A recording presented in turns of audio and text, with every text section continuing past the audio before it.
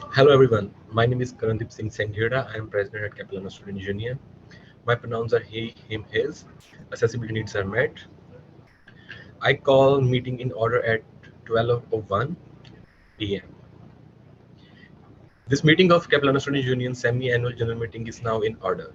Before we begin, I had like to respectfully acknowledge that the land on which we are hosting today's meeting from the ancestral and traditional stolen and unceded shared lands of Squamish, Lebathoth, and Musqueam nations. Now I need to give the mic towards Titus Georgery. So I want to seek a mover and a seconder to make Titus Georgery the chair for semi-annual general meeting. So motion is be it resolved that the Georgery be ratified as chair on semi-annual general meeting. I need a mover. I got a mover and seconder. So anyone in opposed to make Titus the chair for the meeting?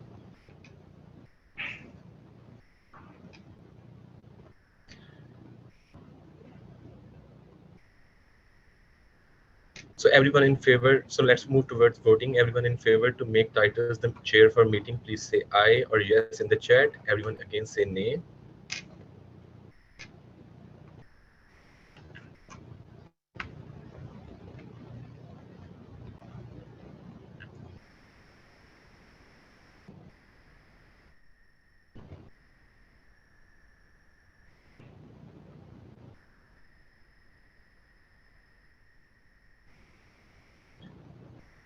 See no more voting, so ayes have it. So Titus, you are chair now. And sorry for mispronounce.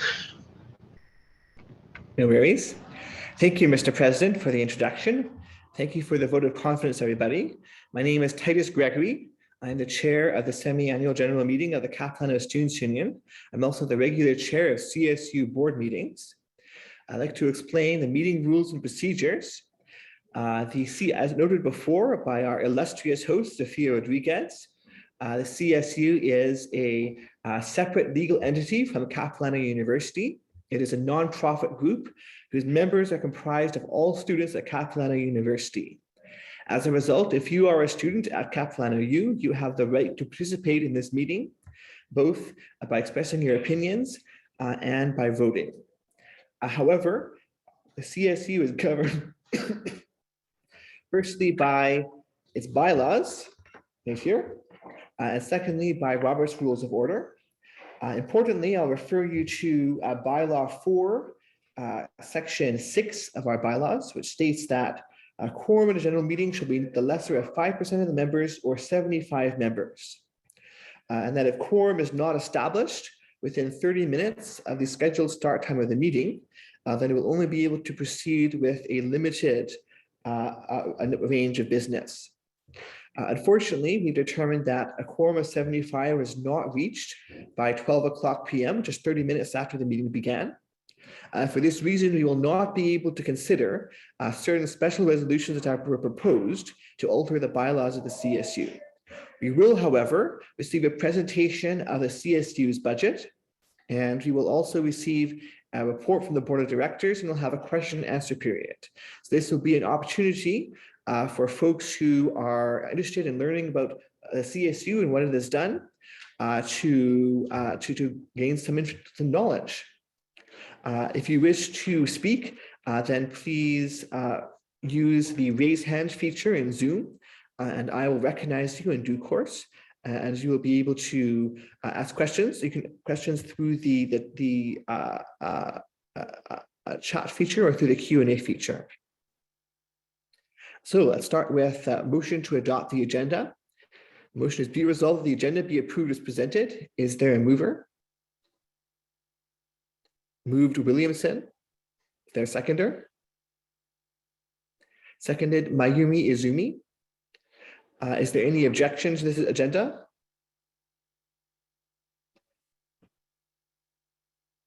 Seeing none, it is adopted. We'll now proceed to the presentation of the 2023-2024 semi-annual budget.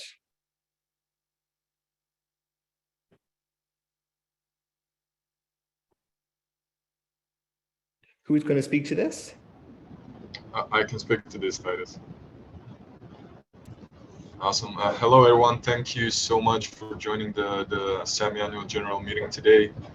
My name is Marco. I'm a CSU Vice President of Finance and Services. And today I'm just gonna show you our consolidated look for the CSU revenue sources for the 2023-2024 fiscal year. As you can see on the screen, we expect to bring 2.6 million in revenue from student society fees, and that also includes the student union building fund, but excludes the health and dental fees. Also on the screen, you can see the budget from this current year, 2022-23, and in the middle is a base scenario for 2023-2024 year. And we expect a major increase in interest revenue as we invested the most of the building fund until the end of the 2023 year, since we have unfavorable interest rates to start the project with the student union building construction.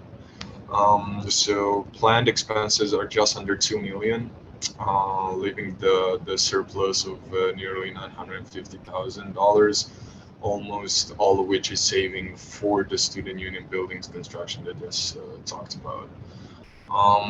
So moving on, so the staff and the board are currently working on a new revision to this budget that is a bit more optimistic based on the new enrollment and based on the new enrollment numbers for the future years. And so if the enrollment is actually higher, then the numbers can change in the future. As you can see, all the columns on the far right side, we have a scenario 2 and scenario 3 with lower revenue scenarios and higher revenue scenario numbers. And also, I just want to mention that this budget is the one that was approved and presented at our most recent board meeting. So it was approved by the board members, and it was approved to be presented for today's meeting. If we can move on to the next slide, please. So perfect, thank you. So just a few notes on this slide right here. As you can see on the far left side, we have all the fees represented as CSU is collecting. And also, just like in the previous slide, we have the 2022-23 budget from this year and estimated budget. And we have base scenario, low scenario, and high scenario. So that's a snapshot of the revenues for each fund area. I just want to mention that all these areas have been adjusted for an inflation assuming 4%. Expect for the operating fund, and this also represents an increase in 9.6% compared to the last year as enrollment and in-person courses recover from the pandemic level from the last couple of years. And if we can go on to the next slide, I believe this is the last slide regarding the budget. Also, a few notes here on the expenses. So as you can see, expenses in each of our major fund areas are relatively consistent with the previous fiscal year. And we also expect that each area is going to be either in surplus or balanced, recovering from the last year's deficit, which was a lower enrollment, and now in the future with the bigger enrollment in post-secondary institutions, we expect these areas to be recovering. So yeah, that's pretty much everything that I wanted to cover regarding this budget. Thank you very much, everybody.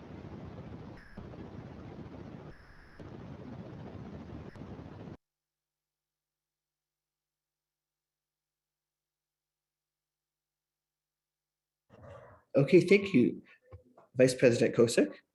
If people have any questions concerning the budget, could you pose them using the Q&A feature of Zoom, please? We'll be happy to answer them.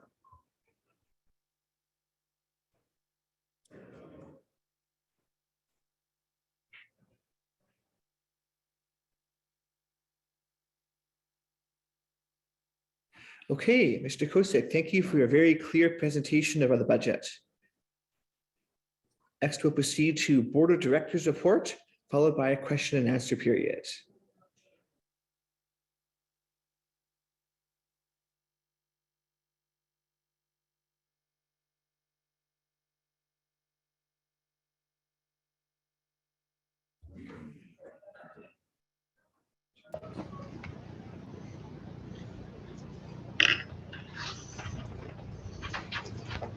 So hi. So hello everyone. Now I'm going to present you our reports for our annual report for 2023 CSU's annual report. Now you have a link in chat so you can have a look like what is our main working areas and fields of all the portfolios. Now I'm going to share you some headlines with you. So we have two major campaigns. Just a moment, please. Yeah. So we have two major campaigns this year. First of which is Cap It Drop the Drop Fee campaign. Another one is for over a year alongside student leadership of Black Students Union. We have been asking Capilano Students Union about Scarborough Charter. So these are two major campaigns CSU is working, and we see a lot of students participating in it. And these are still going on. Like Cap It Drop the Drop Fee campaign is still going on, and we require more students joining it and signing the petition so that we can remove the drop fees. Talking about government relationship, we have a very well hand in our external affairs, having a, a great doing executive there, which is serving and taking CSU to next level in terms of saying dealing with different political leaders, and we have a lot of issues resolved, and some issues are which are current going on. Last year we have lobbying in Victoria, where we have talks on sexual violence sports. We have talk on the international student fees cap and many others. You can read all this stuff in our links. Other than that, the long going, we have affordable housing, which CSU is working from a long time, which includes affordable housing for all students, including domestic as well as international students. Other than this, CSU is currently working on a transit system. Uh, we are talking with like many persons in power regarding what we can do for solving the transportation crisis, because we know Capilano University is very far and there are a lot of students coming from very far from like Surrey or Maple Ridge, so we can solve that issues. Other than this, the 20-hour work limit, to increase the 20-hour work limit is also one of our asks in the recent times. Now talking about university relations. Along with our external, we have a very strong student affair, which help us to solve many problems which are faced by all students, out of which I will name some. Working with registrar office to address problems with the signing registration time tickets for students in program of less than 4 years.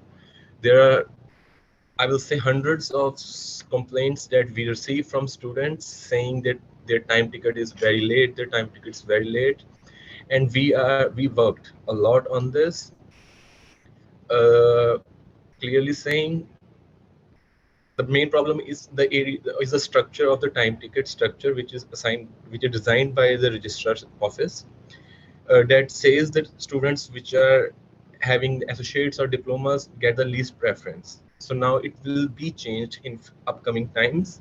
We have got the positive feedback from registrar office. Other than this, we have working on collaborating with Capilano University on transit advocacy, including extending bus routes. We have working on new strategies to collaborate more effectively with student senators to ensure the students' interests are front and center at the Senate table.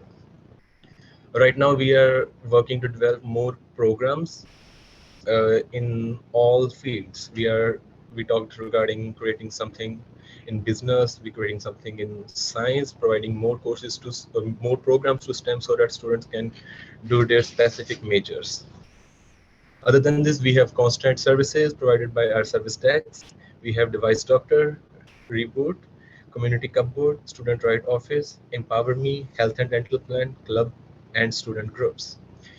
In this, I will give a small details of everything. In device doctor, we provide services regarding repairing your gadgets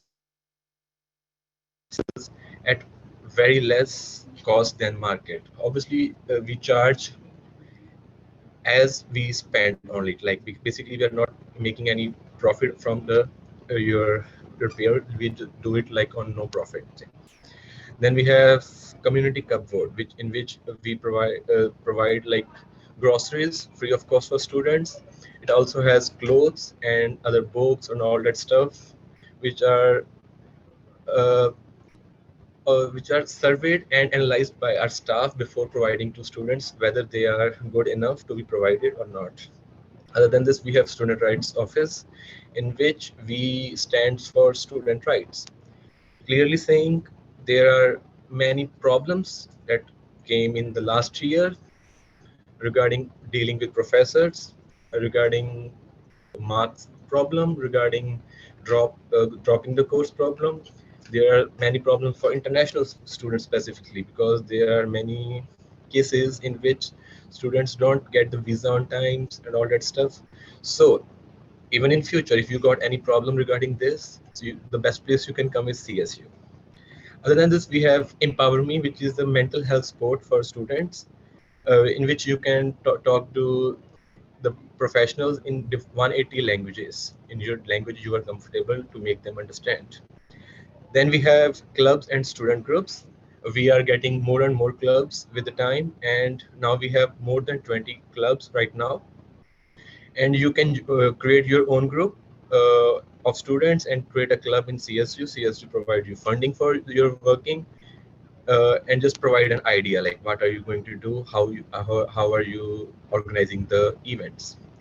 Then at last not least, health and dental plan, providing health and dental plan, which includes, I will say, many things which are not included in the basic MSP or that, which you can read more on our website. Moving to next part, we have a lot of events, and I will say community building programs. Going through, first of all, we will talk regarding student spaces. CSU provides safe and relaxing spaces for students around the campus, including CSU Library Lounge, CSU Maple Lounge, Black Resource Center, Queer Resource Center, and Women's Center. We are noticing that there are more students that are taking benefits from these services, and we will plan to work more on these to provide a better place for everyone. Then we have recently we have IceCap, which is CSU partnered with university to bring classic arcade games to Birch Cafeteria for students to have fun and relax during the spring semester. In the month of February, we have Sex Toy Bingo, the fourth annual sex positive and body positive event hosted by CSU, where over 100 students participated and won sex toys as prizes. Then our classic treasure hunt. CSU is bringing back the treasure hunt for the second year, where weekly prizes such as MacBooks, AirPods, and dining experience can be won through clues and posted on social media.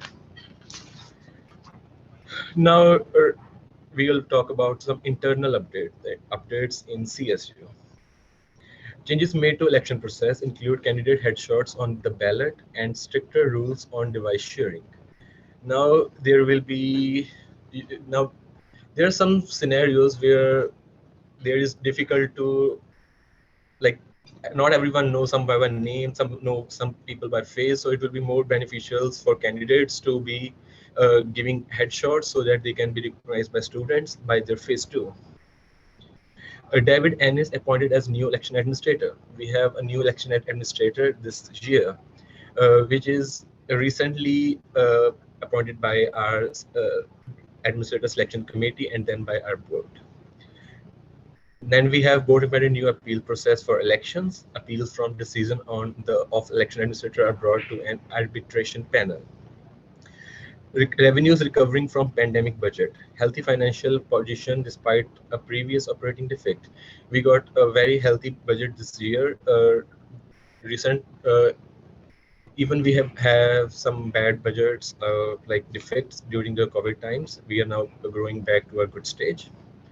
Now we have a re-evaluation of fee structure for online students. Fee reduction for online students removed.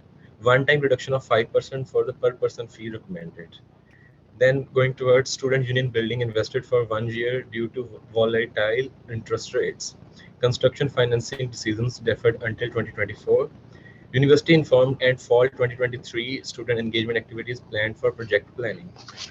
There are some cases in internal updates which might not be updated in this SGM due because we don't have quorum right, and that changes might can occur in our annual general meeting, which will be in month of, I believe, September, right?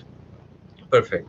So these are all updates that can cover the working of CSU and all our executive team. And we will love to have your questions.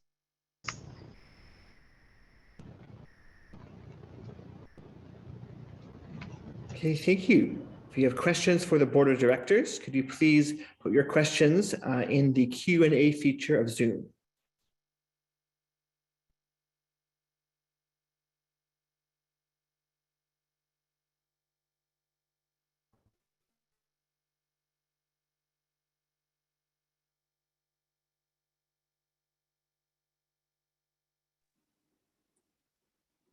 Good afternoon, everyone. I believe this is my portion of this meeting, so I'll quickly introduce myself. My name is Ariana Chartrand. I use she, her pronouns. I am the Vice President External for the Capilano Students Union. So what I'm going to do is I'll read out some of the questions that we're receiving, and then whoever wants to answer, please feel free to do so. So our first question is regarding the reporting process from our executive to the board. Does anyone want to answer this question? Speak to a little bit about how that works.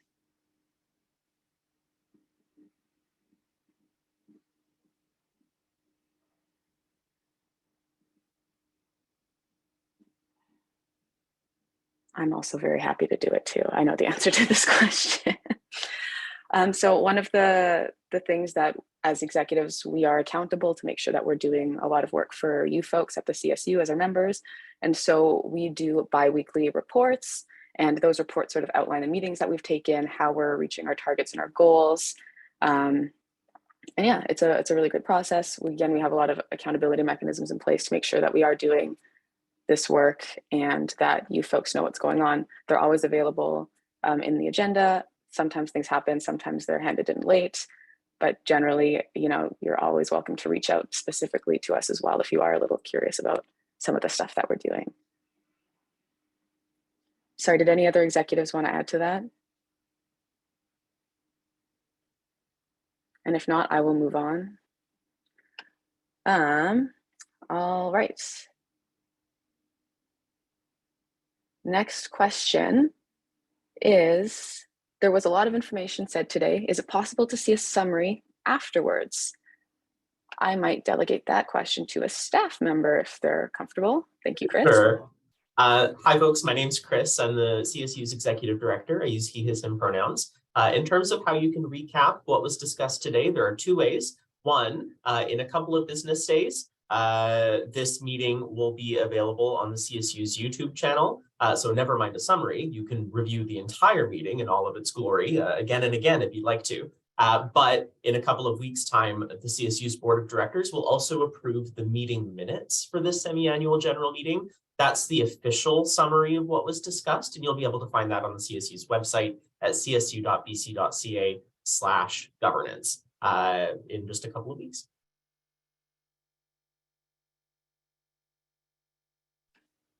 Thank you, Chris. Our next question, are there any positions paid or volunteer to work for the CSU? How can we engage more with this community? It's a great question.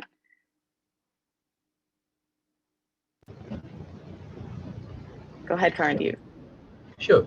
There are multiple ways you can join CSU.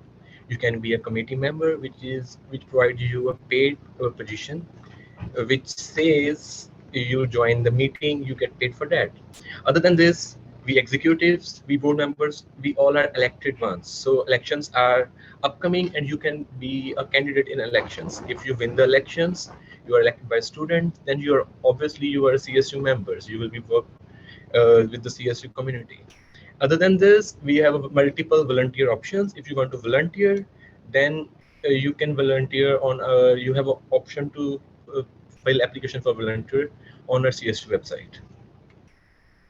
And following from Karandeep, because I think this answers two questions that we see in the Q&A here. Another opportunity, if elected student positions maybe aren't for you, we do also have a number of student employment positions at the Capilano Students Union. One of those is actually up right now. We are canvassing the student population, looking for our next research assistant to help gather the data and the information that we need to do effective advocacy with the university and government to help build our campaigns. So that's an example of a non-elected role that is paid as well that folks can apply for. And you'll see those posted throughout the year. You can check them out on the CSU's website. So that is also an option if maybe elections are not really your thing.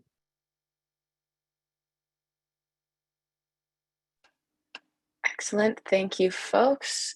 Our next question, is there a way to make tuition and fees for international students more equitable? Isn't 4 times more than the tuition fees for domestic students too much? This is a great question, and I think there's a couple ways to answer this. So I might speak to the external part that we're doing, but I do also know we're CapU specifically is doing a lot of stuff. So one of the things that I get to do in my role at the CSU is I connect and I meet with, you know, our municipal government, our provincial government, and our federal government, actually asking exactly for this. And so it's making sure that international tuition isn't, you know, increased out of the blue, like all over the place, like we're seeing at some institutions. And so there is a lot of work being done by student leaders, not just at CAP, but across the country, really working to make this happen. One of the things we're asking right now is for a permanent policy in place to make sure that international student tuition doesn't increase more than 2% every year, just like domestic student tuition fees. So that's one example of what we're doing externally with the government. And I'm happy to pass it on maybe to Karandeep if you want to talk a little bit about what we're doing at CapU specifically to address this issue. Basically, we are, like already said, the main tuition fees is a very specific area, like which involves the governmental things, not only university one. So it's a kind of source of income to provinces and to nation itself. So it's a kind of, I will say, the thing to generate money as it is in a budget for the government. So it's very hard to say like it is possible to reduce fees. It's not that much easy or easy to think, I will say.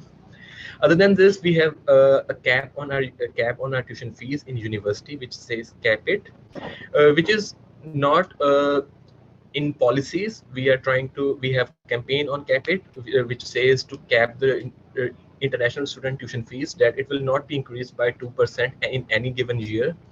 Our university is following this from many years, but we don't have it written in any policies, but we are trying to do so through our university relations, and hope so we can get that too.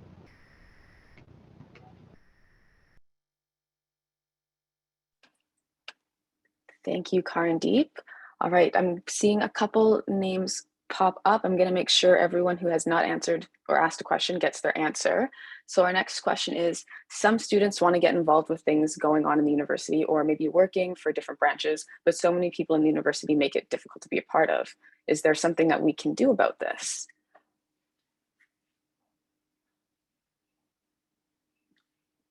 I just want to make sure I'm understanding the question correctly. Is this in reference to like the university or the Capilano Students Union?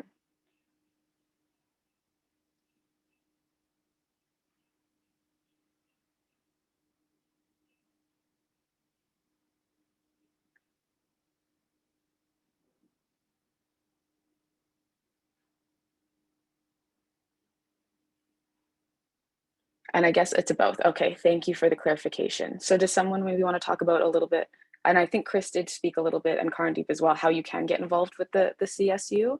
I don't know if anyone here can talk about specifically the university, given that we are a different organization, but I'll open it up to our panelists. Thank you, Chris. What I might say is one of the easiest ways No student is ever going to fully understand the structure of every university department. You could spend 20 years working here and still not understand the structure of every university department. I'd say the best way to start is probably actually to reach out to one of our executives, even if it's about the university, and to let them know how you'd like to be involved, the kinds of things that you're interested in, because our executives have so much interface with the administration, they're often going to be in a really good position to point you in the right direction. And I think I'll hand it back to Ariana, but we might have a board member who has some experience working with the university as well, who might be able to add some extra context. Awesome. Thank you, Chris. Yes, thank you, Nico. If you want to quickly introduce yourself, thank you for stepping up to answer this question with your experience. My pleasure. So hi, everyone. My name is Nico Williamson. I'm the Women's Student Liaison for the Capilano Students Union. I'm also involved in the university in a number of other ways.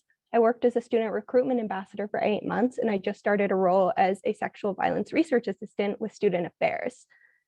So there's a couple of different ways you can get involved in the university, but the most important thing is just excitement and willingness to do stuff. I started out as a volunteer for my Japanese teacher because I just really enjoyed her class and I wanted to help her out. So I helped her tutor her students when I was in 101. I helped tutor the 100 students, and then she became my reference when I applied for a job at the university. So how you apply for a job at the university is done through the Career Development Center. So they have a portal on their website that lists all kinds of jobs, not just on-campus jobs, but that's where you'll find all the student jobs, as well as I've seen jobs for the Students Union being posted through that portal as well. So always check there.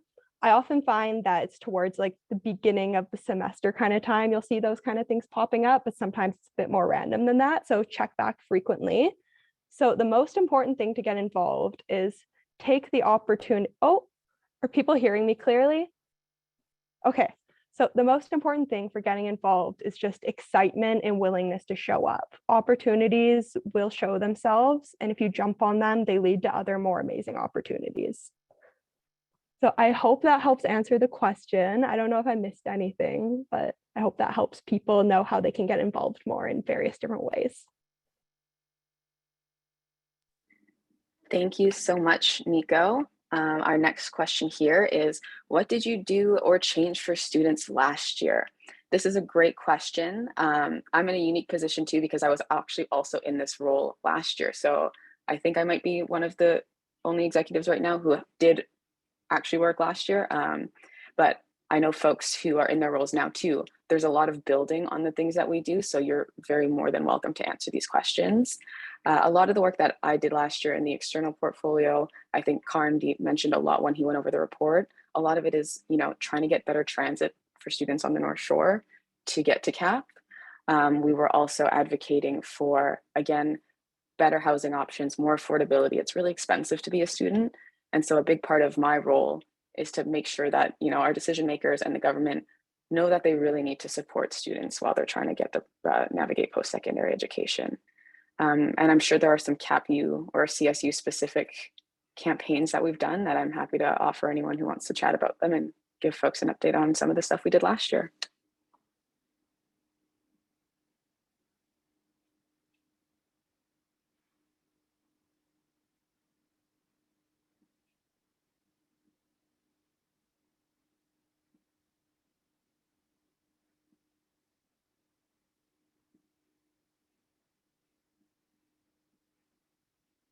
I may just mention while folks are deciding if they have anything to add, in addition to the annual or the semi-annual report, that Karandeep presented to you folks today, you'll also find from every 6 months or so, you'll find the last number of the annual and semi-annual reports on the CSU's website, which is a really good way of sort of catching a snapshot of what the organization feels some of its big accomplishments have been in the preceding months.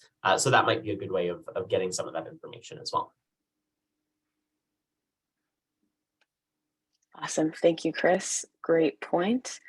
Let's see. Got some more questions here. Oh, this thing keeps moving. Has there been any current or future discussions concerning UPass BC as an opt-out option? As I hear a lot of other concerns of student drivers finding it as an additional expense not applicable for their situation.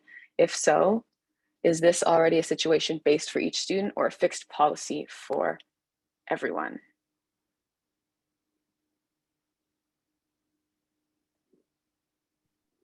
I can maybe start out with an explanation of how the program works. And then I think some of the executives are probably in a better position to speak to the advocacy piece of it and where some CSU advocacy might look like. So to explain how the program works, the UPass BC is structured as a universal and mandatory program. Basically, any student who is taking 1 credit or more is assessed the UPass BC fee with very, very limited and narrow exceptions. So those exceptions include students who already have a UPass BC from another institution, students who have an annual or longer pass, for example, due to having a disability, and a few other very narrow exceptions like that. One area, I think I briefed the executive on this recently, for some of you this might be new information, there is a small area of discretion that we can take advantage of with the UPass BC service agreement. There is a clause that allows us to exempt up to 1% of eligible users, which is not a lot. That's measured in the tens of students. But there may be an ability for us to partner with the institution to administer a manual exception process for students who are in like extreme situations, like they live more than 1 kilometer from the nearest bus stop and things like that. But it is the service agreement between TransLink, the university, and the CSU, like the tri-party agreement at all of the other institutions that administer the UPass BC. It is a common agreement and it is universal and mandatory across all of the BC TransLink service region institutions that have UPass. Chris, is it okay if I go? Yeah, I would also like to add up like Capilano University is not only school where the students are linked to the, like you Chris said, like also students from SFU, Douglas College, Langara College, and all those schools, they also paid the UPass fees, and that's what makes actually, the fee be significantly lower, which is around $40, I believe, which actually costs $120. And because all the students are paying for it, it actually like lowers that fee for the students who need it the most. So that's kind of my understanding why it's mandatory for everybody. And it's not just for Capilano University, it's for all the schools in Vancouver and Metro Vancouver area.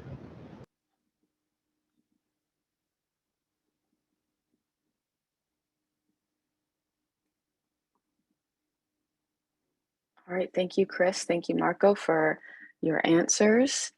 Our next question here is while other institutions offer credits for A-level courses like UBC and SFU, CapU does not. I'm wondering if we can just maybe perhaps clarify. Karandeep, go ahead. Sure.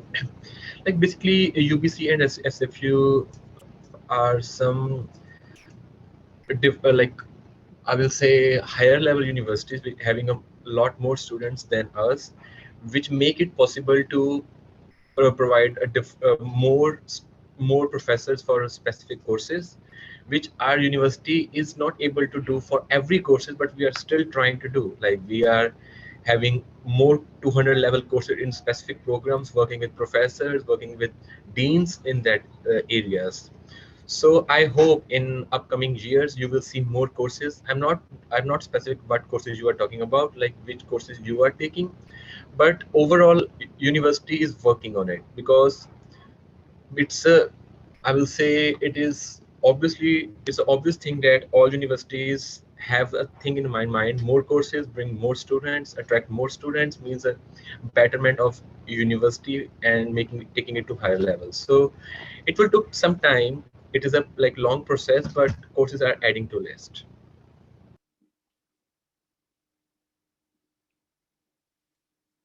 I think I will also, Ariana, just because there are a few of the same question, and I think we're going to continue to get this question a couple more times.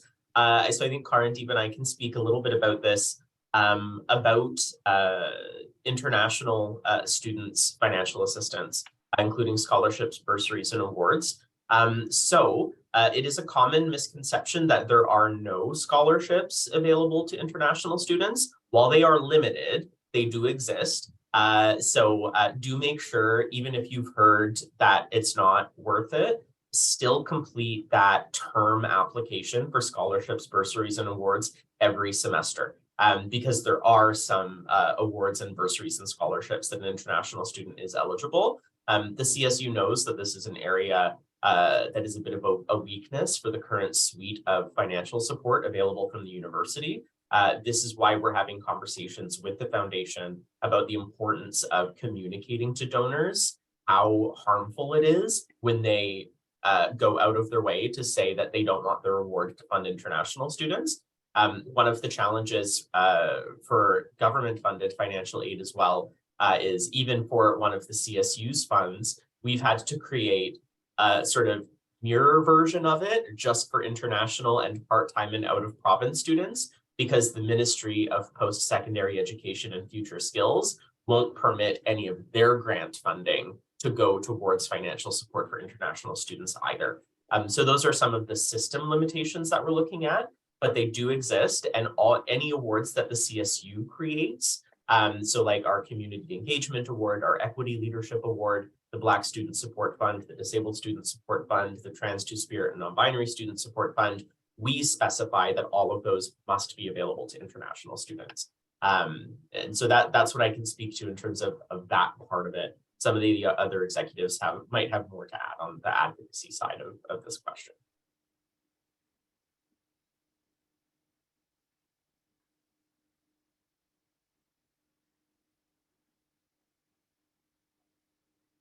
All right, thank you very much, Chris.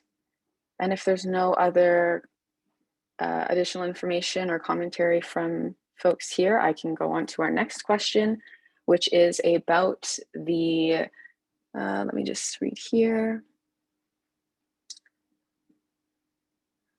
The Capilano Legal Association and perhaps the Capilano Business Association, and about some of the election processes based on some previous elections.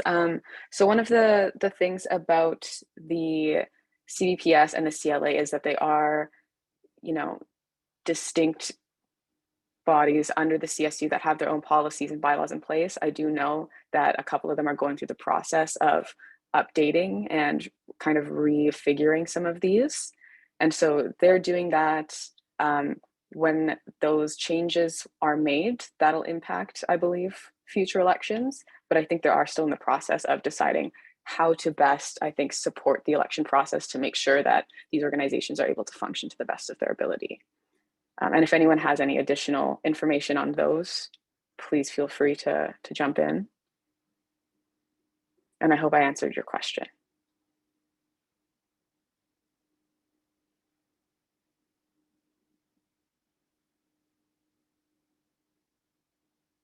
All right, I'm seeing another question here.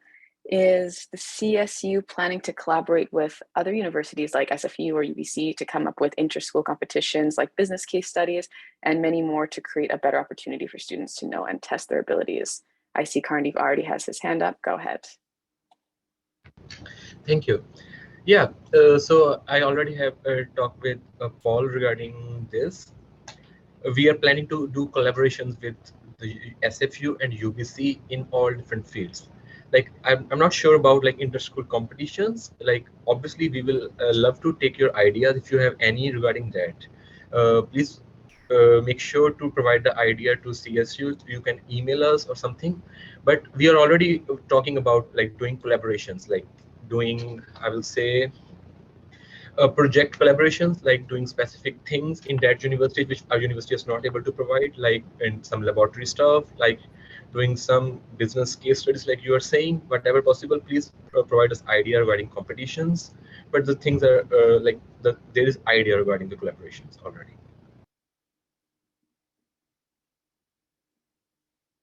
Thank you very much, Karndeep. Okay, I believe I'm starting to see some repeat names, so we'll start cycling through those. I have a question here about more executive reports and how there does seem to be a few missing. How is this good accountability? Again, speaking to the specific reporting process, any feedback like this is super important. We do offer public hearings for students to come to our board meetings to, I think, engage in a more smaller setting to talk about some of these concerns. I do know in our minutes, as Chris has said, you can go back and see sometimes reports get handed in late and are added later, but they're available. And again, we are always available to answer any specific questions that might not be covered by reporting. And yeah, if anyone else wants to speak to that, Chris, go ahead. I think I'll add in process-wise. I think this question is asking not about the individual reports prepared by executives individually for the board. I think this is likely referring to reports of the executive committee as a board committee, which would go under committee reports. I'll leave it to the executives to comment on why that might be or what that might look like going forward. Those committee reports, I will say, it is no secret if folks look back through the last number of board agendas, reports from board committees, separate and distinct from the minutes, while they continue to be a requirement of policy, I would say that they have fallen out of practice. I would say that requirement is not met by the majority of board committees. But I think that's what the question is asking. It's about the collective reports of the executives as a committee, as opposed to individual reports, I believe. Oh, I apologize. I misunderstood the question. And so I'll read it out loud to see if, for what it says, word for word, just so folks can answer if they want. So it says, the previous answer didn't answer the question. There have been no executive reports to the board for months. How is this good accountability? Okay, and it is about the executive committee.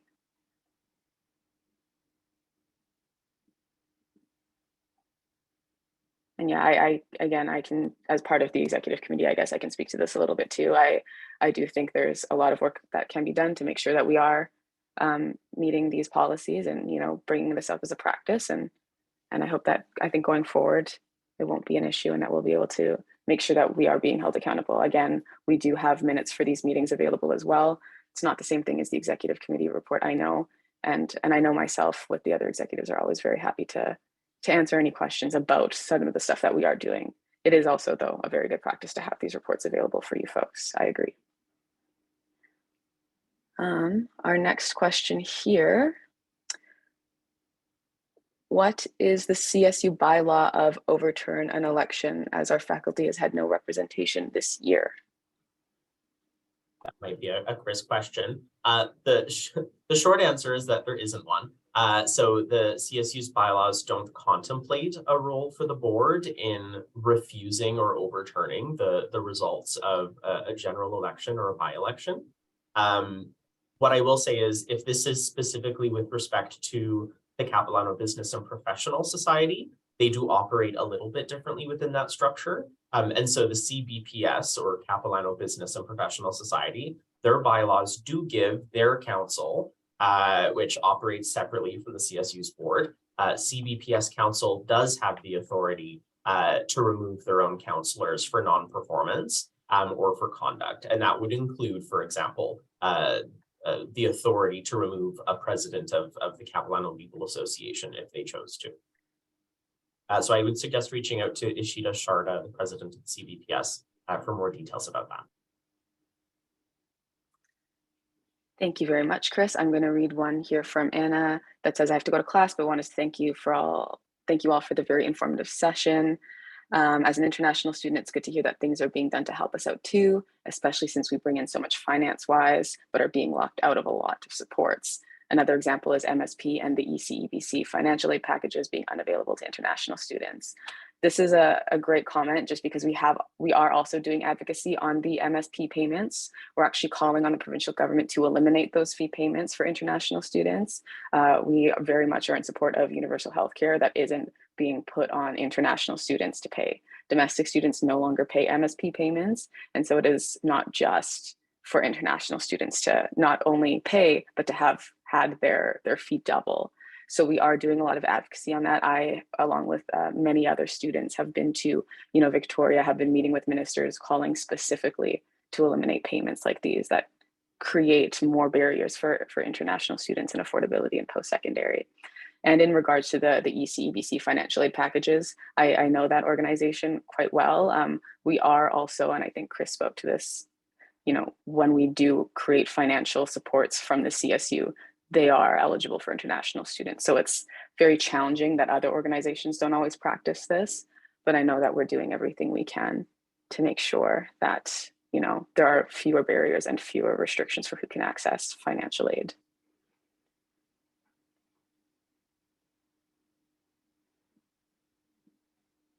All right. Were there any missed questions? I'm not seeing any on my end.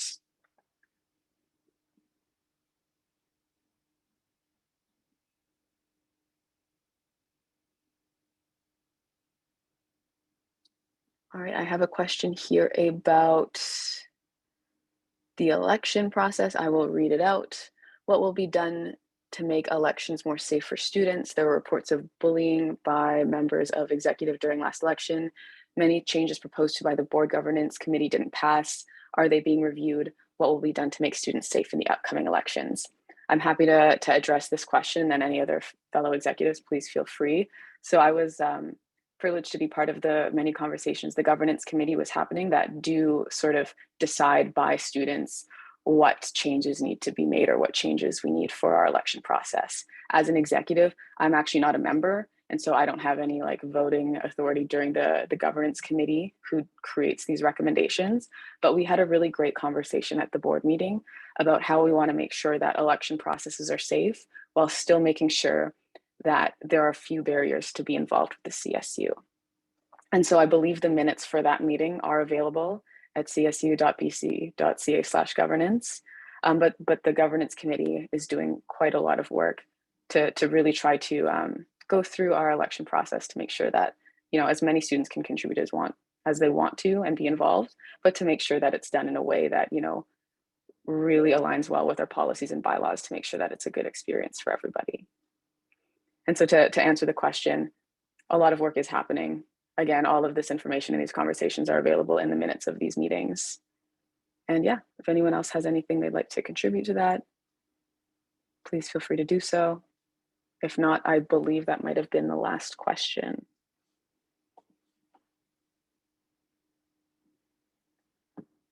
Awesome, okay. So do I hand this back over to Titus? Awesome, thanks Titus. Yes.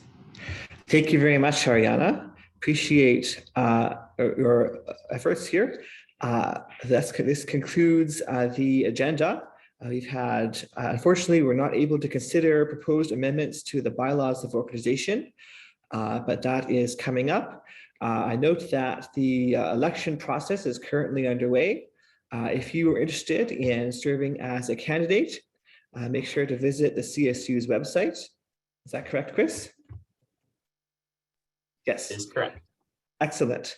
So if you want to serve as a candidate and run in the elections, feel free to visit the CSU's website, csu.bc.ca, and you can fill out a nomination form and run in our elections. Any other announcements? I believe there is still one more. Okay.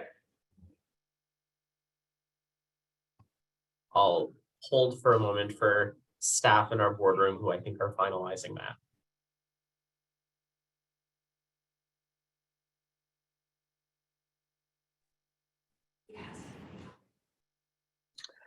Hello, folks. Well, I'm very excited to be announcing the winner of our $1,000 toast. So congratulations, Cayenne Isaiah. You have won the prize. Way to go. Thank you, everyone, for coming today. We're so thrilled to see so many faces. Cayenne will be in touch with you by email. And yeah, thank you so much again, folks. We'll see you next time.